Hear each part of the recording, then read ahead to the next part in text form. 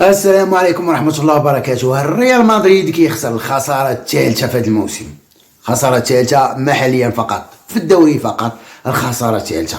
ولكن اللي كيقلق جمهور ريال مدريد حاليا كاعي وساخط ومقلق على انشيلوتي، اللي كيقلق ومن حق جماهير ريال مدريد يتقلق على انشيلوتي. وغادي نعرفوا في التحليل كيفاش ان انشيلوتي ضيع 3 ديال النقاط سهله. هادشي على الجمهور ديال ريال مدريد مقلق، لان مباراه كانت سهله، ريال مدريد تحكم في المباراه طولا وعرضا ولكن خرج بهزيمه.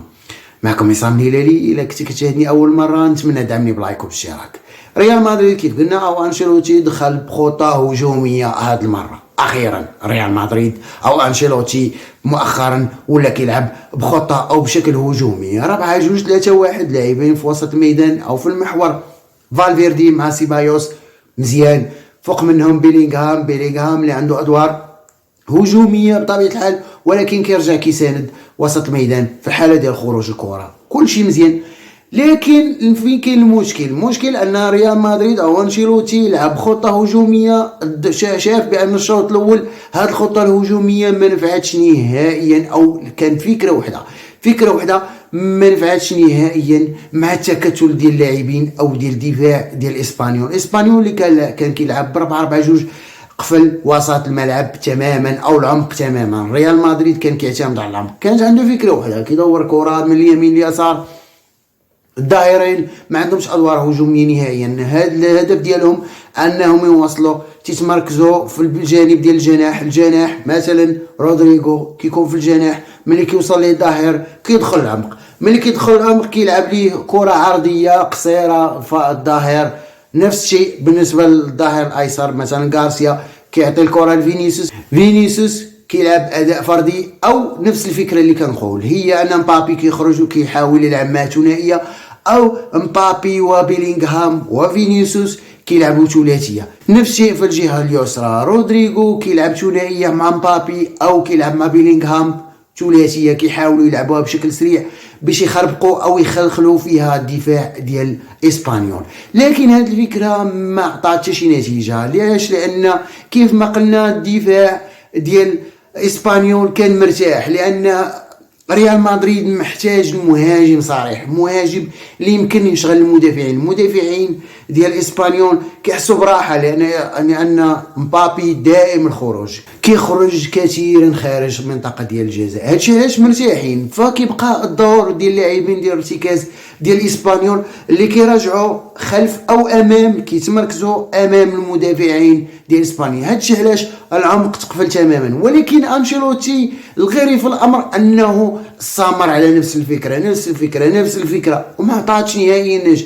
فين هي الخطه بي؟ فين هي الخطه البديله؟ ما عندوش خطه بديله حتى الدقيقه 70. يعني 70 دقيقه ضيعها وهو معتمد على نفس الشكل. المدرب ديال اسبانيول بقى فرحان جالس كيقولش عارف بان ما غاديش يسجل نهائيا الهدف الا بشي مجهود فردي من فينيسيوس او من بابي او من رودريغو. ولاحظنا ان الهجمات الخطيره كانت دائما كتكون غير شي مجهود فردي من هاد اللاعبين.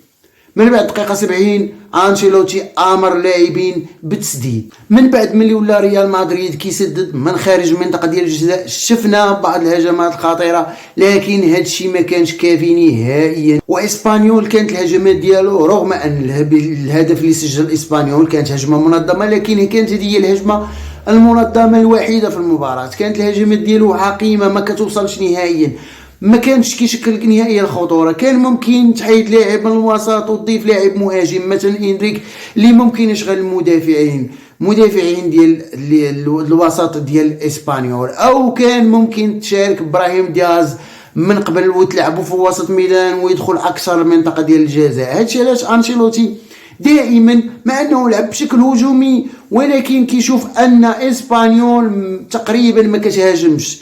اسبانيول حتى الهجمات ديالها كيهاجموا بلاعب ولا جوج ديال اللاعبين، يعني ممكن انك تغامر اكثر. فليك مع برشلونه كيعطي الاوامر ديالو 3 حتى 4 ديال اللاعبين يدخلوا المنطقه ديال الجزاء. هادشي علاش برشلونه كتكون خطيره في الهجوم. انشيلوتي دائما هذه هي المشكل ديال انشيلوتي.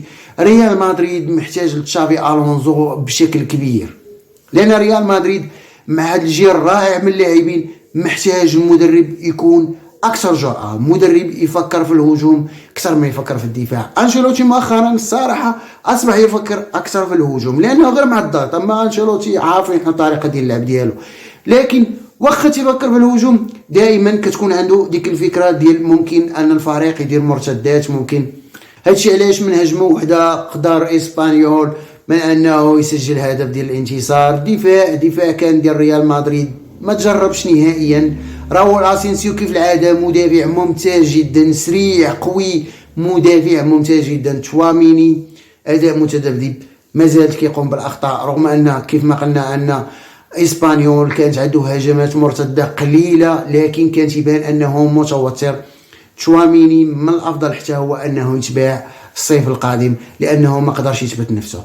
خساره ديال ريال مدريد مؤلمه الجماهير ديال ريال مدريد، لكنها في صالح ليغا، في صالح تنافسي ديال ليغا، التنافسي ديال ليغا اللي واضح انها غادي تبقى حتى الجوله الاخيره. هارد لك للمدريديستا.